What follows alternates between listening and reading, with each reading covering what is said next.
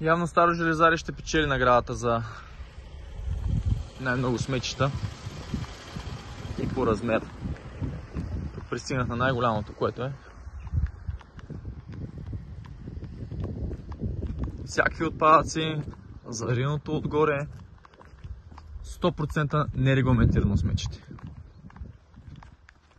100% нерегламентирано сметище. Вижте просто за какъв размер става въпрос.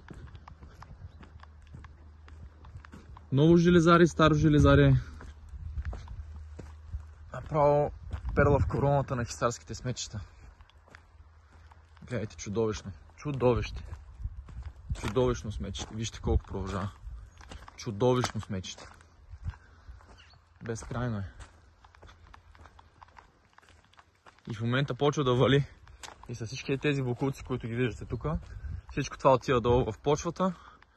Ето още там строителни отпадъци. Безкрайно сметище.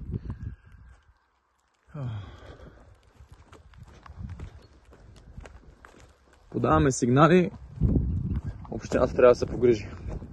Въпросът е, що не се е грижила до момента. Къде са били до момента? Ето виждате колко. И най-различни отпадъци.